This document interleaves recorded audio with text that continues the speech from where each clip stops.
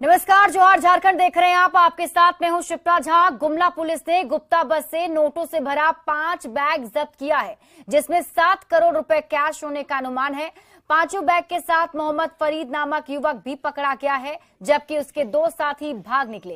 ये तीनों युवक कैश के साथ मेदिनीनगर से गुमला के रास्ते राउरकेला जा रहे थे। ये तीनों वहीं के रहने वाले हैं। इनकम टैक्स विभाग की टीम भी जांच के लिए पहुंच गई है। फिलहाल कैश को गुमला थाने के कमरे में रखा गया है। एसडीओ रवि जैन निगरानी के लिए तैनात हैं, पर देर रात तक नोटों की गिनती शुरू नहीं हो सकी।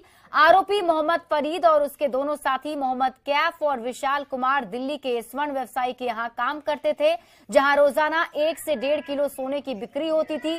तीनों ने व्यवसायी की दुकान से 5 बैग में भरकर कैश उड़ाया। कैश के साथ वो तीनों मेदिनीनगर पहुंचे। यहां से तीनों राउरकेला जा रहे थे। उनका पीछा करते हुए स्वर्ण व्यवसायी भी मेदिनीनगर पहुंचा। उसकी सूचना पर गुमला पुलिस ने कार्रवाई की और एक अपराधी को पकड़ लिया है। में इन्होंने 1500 रुपए में एक रूम लिया रहने के लिए, लेकिन 1-1.5 घंटे में नहा के इनके हड़बड़ी हो गया। ये वो रूम खाली करके भाग गए। उसी होटल में मैं पहुंचा, रोड पे था, तो मैंने फोटो दिखाया तो उन्होंने बोला ये लड़के अभी यहाँ से निकले हैं। फिर हमने पुलिस को सूचना दी, ये लड़के यहाँ से निकले हैं। हमें रोकना होता तो हम उनको इनोवा में बस के आगे लगा के रोक सकते थे, लेकिन हमें प्रशासन पे उम्मीद है और प्रशासन ने भी हमारी बहुत हेल्प की है। हम ही लोगों ने पुलिस को बोला, आपकी कंपनी ने ही बोला, हमारे आदमियों ने बोला कैसे से लड़के डाल्टन से निकल गए, कंपनी का पैसा फ्रॉड करके। तब पुलिस ने बहुत अच्छी कार्रवाई की और तुरंत एक्शन लिया और उन लोगों को। गुमला पुलिस ने गुप्त सूचना के आधार पर एक बड़ी कार्रवाई करते हुए डाल्टनगंज से राहुलकेला जा रही गुप्ता नामक यात्री बस में टोटो के समीप में उसे रोक करके तलाशी ली। तलाशी में पुलिस ने 4 बड़े बैग सहित एक छोटा बैग को बरामद किया है। जैसा कि बताया जा रहा है कि बैगों में करोड़ों रुपए का अनुमान लगाया जा रहा है कि उस बैग में करोड़ों रुपए है। हालांकि पुलिस के द्वारा में मामले की सूचना को देते हुए रांची के जो टीम है, आयकर की टीम को सूचना दी गई। आयकर की टीम गुमला पहुंची है। गुमला पुलिस के साथ में मिलकर के एक संदिग्ध व्यक्ति को पुलिस ने गिरफ्तार किया था, उससे पूछताछ की जा रही है। हालांकि आपको बता दें कि जो गिरफ्तार व्यक्ति है उन्होंने महत्वपूर्ण जानकारी दी है। इसके साथ ही पुलिस के द्वारा लगातार उससे पूछताछ की जा रही है टीम के साथ में मिल करके, और देर रात संभावना है कि जो बरामद किए गए पैसे हैं उसको बैंक कर्मियों के माध्यम से गिनना सुनिश्चित किया जाएगा। रुपेश कुमार भगत, न्यूज़ 18 गुमला। पलामू के डाल्टनगंज बस स्टैंड से कल रात 9:30 बजे गुमला के लिए गुप्ता बस रवाना हुई थी। डेहरी से डाल्टनगंज स्टेशन बस पहुंची थी, जहां से कुल 14 यात्री चढ़े थे, जिसमें गुमला में रुपए से भरे बैग के साथ पकड़ा गया संदिग्ध भी शामिल है। डाल्टनगंज बस स्टैंड का जायजा लिया संवाददाता नील कमल ने। इसी बस स्टैंड जो कि मेदिनीनगर खास करके ये डाल्टनगंज बस स्टैंड है, और इसी बस स्टैंड से कल रात 9:30 बजे ठीक मैं दिखाने की कोशिश करूंगा कि बाईं ओर तस्वीर, इसी स्थान से वो बस खुली थी, गुप्ता बस, जो कि राउरकेला के लिए यहाँ से खुली थी। और ठीक इसी स्थान पर वो संदिग्ध बंदे जो है बैग में पैसे लेकर यहीं से चढ़े थे, जो कि गुमला में। आपको बता दूं कि इसी डाल्टनगंज बस स्टैंड से जो है वो बस खुली थी। प्रतिदिन वो डेहरी से बस आती है और यहाँ पे आकर 5 मिनट तक ये यहाँ पे रुकती है। उसके बाद वो बस राउरकेला के लिए रवाना होती है, जो कि गुमला में। तो कल आपने टिकट काटा था जी, तो क्या कुछ पता नहीं चला कि 7 बैग लेके? वैसे हम किसी को देखे ही नहीं कि कौन क्या बैग लेके है। यहाँ आया, टिकट लेके गया, वहाँ अपना चढ़ता है। अब कौन क्या रखा ये भी हम नहीं पता पाएंगे। बस कहाँ से कहाँ? डेहरी से राउरकेला जाती है। कल कितने बजे यहाँ से खुली थी? यहाँ पर आई थी करीब 9:30। कल लेट थी गाड़ी, 9:30, वही 9:25 के लगभग में आई थी और सवारी बैठाया। यहाँ के जो एजेंट हैं उनको कुछ खास जानकारी नहीं था कि वो बस स्टैंड में कहाँ के लोग चढ़ रहे थे और वो जो बैग बरामद हुई है उसमें क्या है, ये यहाँ के एजेंट को मालूम नहीं था। हालांकि अब पुलिसिया जांच आगे बढ़ गई है। अब देखने वाली बात होगी कि कब तक साफ होता है कि आखिर ये जो बंदे हैं जो रुपए लेकर पकड़े गए हैं। नील कमल, न्यूज़ 18 पलामू। साहिबगंज के पत्थर खदानों और क्रशर की जांच के लिए ईडी की टीम वरिष्ठ अधिकारी देवव्रत झा के नेतृत्व में पहुंच गई है। ये टीम अगले 2 दिन तक पत्थर कारोबारियों पर दबिश देगी। ईडी की टीम साहिबगंज में 1000 करोड़ के पत्थर घोटाले की जांच कर रही है। इस मामले में विधायक प्रतिनिधि पंकज मिश्र और पत्थर कारोबारी बच्चू यादव जेल में हैं, जबकि कई अन्य आरोपियों पर वारंट जारी किया जा चुका है। इस मामले में ईडी की ओर से एनजीटी को भी रिपोर्ट सौंपी जानी है। ईडी की धमक से साहिबगंज के पत्थर माफियाओं के बीच हड़कंप मचा हुआ है, जबकि लापरवाही को लेकर ईडी ने डीएमओ विभूति कुमार को कड़ी फटकार लगाई। रांची के बागदा घाटी में मिले तीनों शवों की शिनाख्त हो गई है। तीनों मृतक रामगढ़ के बासल के रहने वाले थे। इनमें मां ममता देवी और उनके 2 बेटों आर्यन और यशराज शामिल हैं। ठाकुरगांव पुलिस ने इस मामले में मृतक ममता देवी के पति को हिरासत में लिया है और उससे पूछताछ चल रही है। ठाकुरगांव के बागदा घाटी से पुलिस ने ये तीनों शव बरामद किए थे, जो 80% से ज्यादा जले हुए थे। मामले की गुत्थी सुलझाने के लिए खलारी के डीएसपी के नेतृत्व में एसआईटी बनी। फॉरेंसिक लैब और डॉग स्क्वाड की भी मदद ली गई और चंद घंटों में ही मामले का सच सामने आ गया। रांची पुलिस के मुताबिक ये मामला 2 से 3 दिन पुराना है। गिरिडीह के चीतरडीह में बाइक सवार अपराधियों ने फल व्यवसायी तबरेज अंसारी से 8 लाख रुपए छीन लिए। वो गावा, मिर्जागंज और जमुआ से बकाया वसूलकर गिरिडीह लौट रहे थे और तभी रास्ते में बाइक सवार अपराधियों ने उन्हें ओवरटेक किया और लोहे के रॉड से हमला कर दिया। इसी दौरान वो रुपयों से भरा बैग छीनकर भाग गए। इस दौरान फल व्यवसायी और उनके स्टाफ से मारपीट भी की गई। घायल व्यवसायी का इलाज सदर अस्पताल में चल रहा है। वो वहाँ से अपना तगादा लेके आ रहे थे। उसके बाद चितड़ी आए, बीच चितड़ी पल्सर था एक पीछे, नीचे ब्लू कलर का लाइट था। उन्होंने पीछे से हमको फॉलो किया। एक बार यहाँ मारा हमको, एक बार और मारा। हम सोचे गिरे नहीं, आगे बढ़े। उसके बाद उसको पीछे से घाटा पकड़ लिया। हमको डर लगा कि हमको भी मार देगा, तो उस टंकी में जाके सामने खड़ा। हजारीबाग के बरही तिलैया रोड पर तेज रफ्तार बोलेरो और ट्रक के बीच जोरदार टक्कर हो गई, जिसमें 75 वर्षीय बुजुर्ग चंद्रभूषण नायक की दर्दनाक मौत हो गई, जबकि बोलेरो पर सवार 11 से ज्यादा यात्री गंभीर रूप से घायल हो गए। गायत्री परिवार के सभी सदस्य महायज्ञ में शामिल होने हजारीबाग से कोडरमा जा रहे थे और तभी उनकी गाड़ी को ट्रक ने टक्कर मार दी। चंदवारा पुलिस और ग्रामीणों की मदद से घायलों को हजारीबाग के आरोग्यम अस्पताल में एडमिट कराया गया है।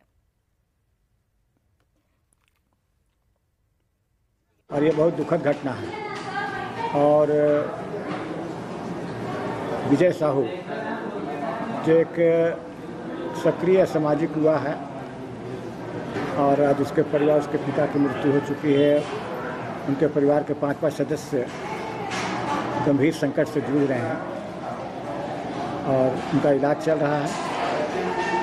और इस दुख की घड़ी में हम लोग सभी लोग यहाँ पर उपस्थित हैं। और 2 गाड़ी में, मतलब ये कोडरमा घाटी में वन विभाग का रेस्टोरेंट है, उससे कुछ थोड़ा दूर आगे जा करके एक बोलेरो और एक बड़ी वाहन से दोनों में टक्कर हुई और एक का डेथ हो गया है और लगभग 6-7 ये तो गंभीर अवस्था में बड़ी अनुमंडलीय अस्पताल लाया गया। प्रशासन का बहुत बड़ा योगदान रहा है कि सही समय पे उसको बड़ी अनुमंडलीय अस्पताल लाया गया। रांची में डीजीपी अजय सिंह ने संगठित अपराध पर नकेल कसने के लिए हाई लेवल मीटिंग की और उसके लिए एटीएस, सीआईडी और जिलों के एसपी की टीम भी बनाई गई। ये टीम रांची, हजारीबाग, धनबाद, रामगढ़ और बोकारो जैसे जिलों में संगठित अपराध पर लगाम लगाएगी। साथ ही जेल में कैद और बाहर घूम रहे अपराधियों पर भी पैनी नजर रखी जाएगी। उनके अर्थतंत्र पर ब्रेक लगाने के लिए झारखंड पुलिस कड़ी कार्रवाई करने जा रही है।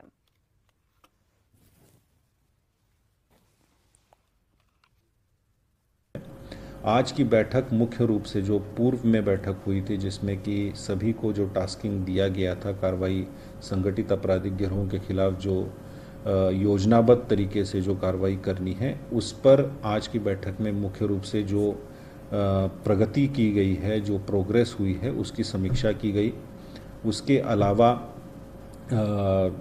डीजी सीआईडी महोदय के द्वारा जो है आगे की कार्य योजना पर जो है दिशा निर्देश दिए हैं, इंस्ट्रक्शंस दिए हैं, ताकि इन गिरोहों की एक्टिविटीज़ पर पूर्ण रूप से प्रतिबंध लगाया जाए, रोक लगाया जाए, प्रभावी कार्रवाई की जाए। रांची में राहुल गांधी के समर्थन में मंगलवार को निकले कांग्रेस के मशाल जुलूस में पार्टी विधायक राजेश कच्छप की जेब कट गई। कच्छप कांग्रेस कार्यकर्ताओं के साथ हुजूम में शामिल थे। उन्होंने हाथ में मशाल पकड़ रखी थी। भीड़ के बीचों बीच एक जेब कतरा भी घुस गया और उसने विधायक के जेब में हाथ डालकर 30,000 रुपए कैश उड़ा लिए। और हमारे साथ कांग्रेस विधायक राजेश कच्छप जुड़े हुए हैं। राजेश जी, पहले तो आपसे ये जानना चाहूंगी कि पूरी घटनाक्रम आखिर क्या रही? बस ये हम लोग मशाल जुलूस में चल रहे थे शाम में, और एक भीड़ में ही वो नारा देते हुए कोई बंदा आया और थोड़ा सा मुझे भीड़ में धक्का दिया और मुझे उसी का कुछ साथी लोग संभाला और उसी 1 से 2 मिनट के अंदर में ही वो मतलब 30,000 रुपया हमारा पॉकेट में था जी। वो निकाल लिया। चलिए ईश्वर करे वो अच्छा काम में उसको लगाए, वो कहीं ऐसे ना हो कि नशेड़ी रहे और उसको चरस गांजा में वो इस्तेमाल ना करे। दुर्भाग्य थोड़ा सा है कि आज का युवा उसी वेशभूषा में और अच्छा पहन ओढ़ करके इस प्रकार से, लेकिन अगर कोई गरीब गुरबा के साथ अगर मान लीजिए किसी को अगर हॉस्पिटल का जरूरत हो, स्कूल का फी देना हो, या बाहर का कोई प्रवासी यहाँ पे आया हुआ हो किसी काम को लेकर के, और अगर उसके पास अगर इस प्रकार की दुर्घटना हो जाए तो उसके लिए बहुत बड़ा मुसीबत खड़ा हो सकता है। चलिए, बहुत बहुत शुक्रिया राजेश जी हमारे साथ जुड़ने के लिए और बातचीत करने के लिए। बढ़ते आगे, रांची के सीएम हेमंत सोरेन ने स्टेट गेस्ट हाउस में झारखंड के चीफ जस्टिस संजय मिश्र से मुलाकात की। इस मौके पर झारखंड हाईकोर्ट की नवनिर्मित बिल्डिंग के आधारभूत ढांचे पर चर्चा हुई। साथ ही हाईकोर्ट समेत दूसरे कोर्ट में आधारभूत संरचना और स्टाफ की उपलब्धता पर भी विचार विमर्श हुआ। बैठक में झारखंड के मुख्य सचिव सुखदेव सिंह, मुख्यमंत्री की प्रधान सचिव वंदना डाडेल, विस्तृत सचिव अजय सिंह और विधि सचिव नलिन कुमार समेत कई आला अधिकारी मौजूद थे।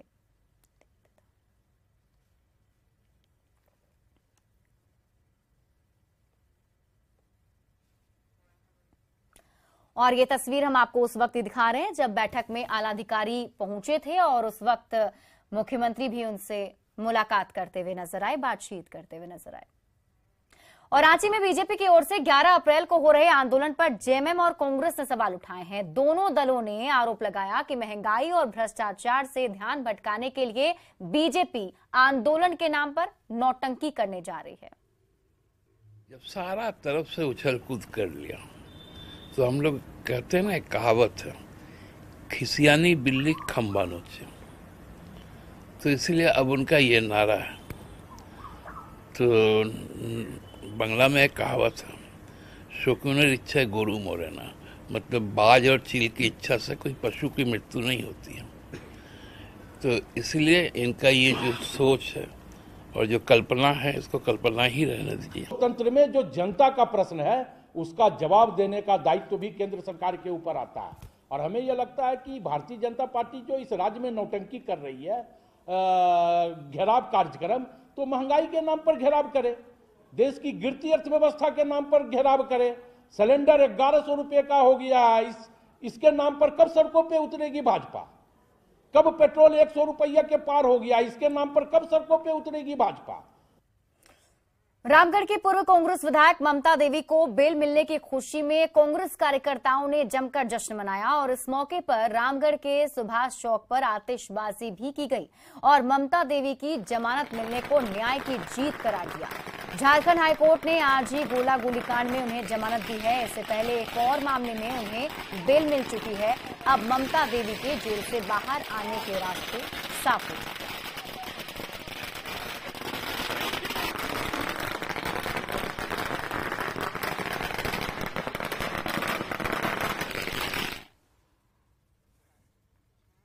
रांची के सिल्ली में आजसू ने चुआड़ विद्रोह के नायक अमर शहीद रघुनाथ महतो की शहादत दिवस मनाई।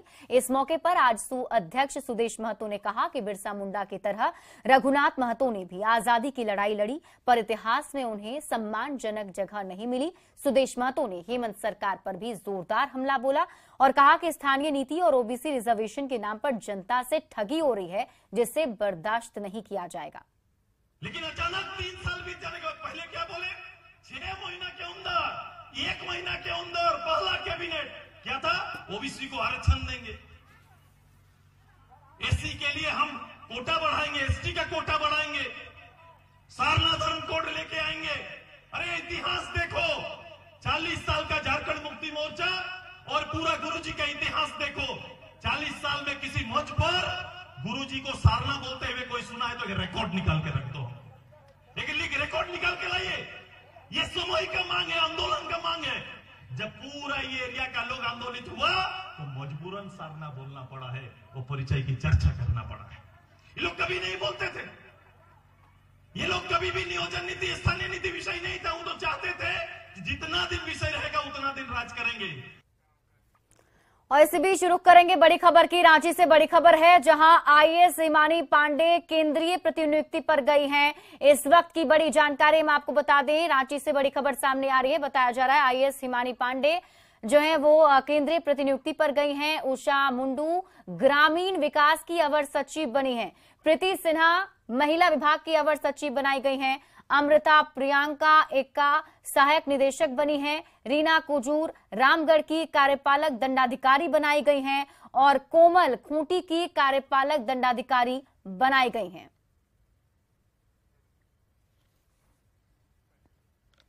पश्चिमी सिंहभूम के हो साहित्य के विद्वान डॉक्टर जानूम सिंह सोए को पद्मश्री पुरस्कार से सम्मानित किया गया।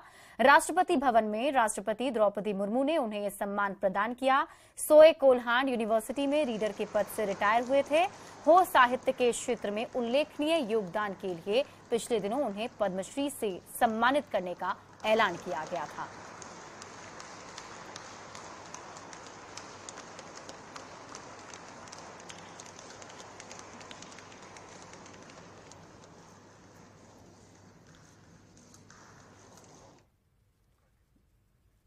रांची नगर निगम पहुंचे रिटायर्ड कर्मचारी संघ ने पेंशन में महंगाई भत्ता नहीं मिलने पर नाराजगी जाहिर की है। इस मसले को लेकर कर्मचारियों ने कई बार शिकायत भी की, पर उनका महंगाई भत्ता नहीं दिया गया। कर्मचारियों की इस मांग पर मेयर ने कहा कि नगर आयुक्त को समस्या को दूर करने का निर्देश दिया गया है। उम्मीद है कि जल्द ही इन कर्मचारियों की मांग पूरी हो जाएगी।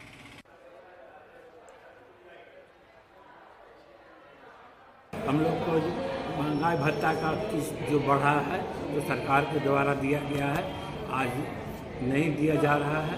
कितने दिनों से नहीं दिया जा रहा है? शुरू केवल 10% हम लोग को मिला है, उसके बाद से नहीं दिया जा रहा है। 180% अभी बाकी है। बहुत दिनों से डिमांड कर रहे हैं और उस डिमांड में से हम लोग ने उनका 10% वृद्धि किया है उनके पेंशन में, और ये कह रहे हैं कि जो बढ़ा हुआ राशि है उस राशि को दिया जाए। हमने नगर आयुक्त को उन्हीं के पास में बुला करके बातचीत की और हमने कहा है कि अभी त्योहार का समय है और जो बढ़ा दिया है हमने अपने काउंसिल में ला करके पारित किए हैं, इनके हित के लिए हमने सोचा है, तो इनको जरूर बढ़ा के दिया जाए। कोडरमा में लाइफलाइन एक्सप्रेस के जरिए लोगों का मुफ्त इलाज शुरू हो चुका है, जिसका उद्घाटन बरही विधायक उमाशंकर अकेला ने किया। ये ट्रेन 25 अप्रैल तक पिपराडीह स्टेशन पर खड़ी रहेगी। पहले दिन निबंधन के बाद लोग इलाज के लिए यहां पहुंचे हैं। यहां लोगों की जांच के बाद ऑपरेशन की सुविधा भी मिलेगी। मरीजों को लाने और इलाज के बाद सरकारी अस्पताल तक पहुंचाने के लिए जिला प्रशासन ने पूरा इंतजाम किया है। और इस रेलवे स्टेशन पर 20 दिन तक लगातार आई का, कान का, नाक का, गले का, हड्डी का, ये सभी डॉक्टर आन करके गरीबों को मुफ्त इलाज कराने का फाउंडेशन के द्वारा किया जा रहा है।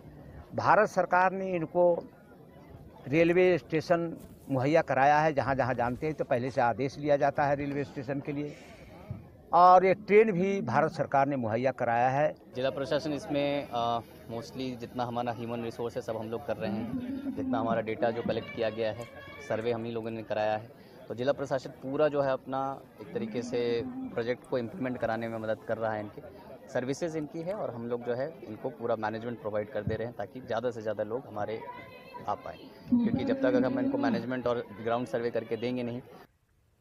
झारखंड बिजली वितरण निगम लिमिटेड के बिजली दर निर्धारण को लेकर चाईबासा में जन सुनवाई की गई। ये आयोजन झारखंड राज्य विद्युत नियामक आयोग की ओर से की गई थी। इसमें आयोग के चेयरपर्सन जस्टिस अमिताभ कुमार गुप्ता और अन्य सदस्य मौजूद रहे। पहले पूरे प्लान के बारे में विस्तार पूर्वक लोगों को जानकारी दी गई। इसके बाद कार्यक्रम में मौजूद उपभोक्ताओं द्वारा आपत्ति और सुझाव दिए गए।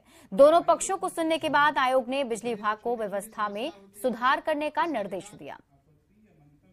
हो सके और आयोग उन सुझावों तो खैर नगण्य है, हमने आप गिन ही नहीं पाएंगे, अनगिनत है।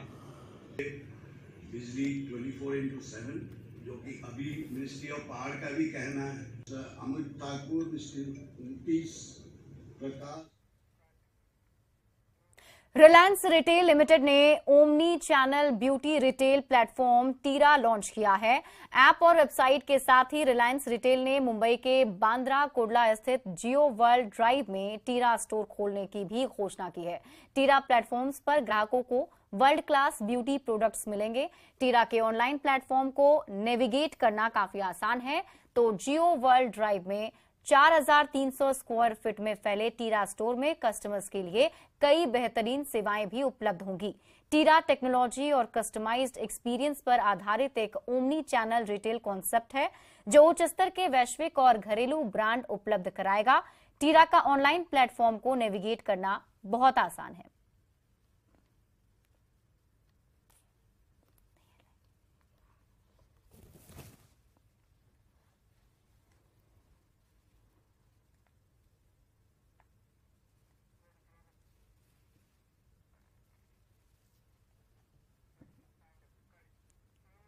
और फिलहाल इस बुलेटिन में अभी के लिए बस इतना ही। आप देखते रहिए न्यूज़ 18 बिहार झारखंड।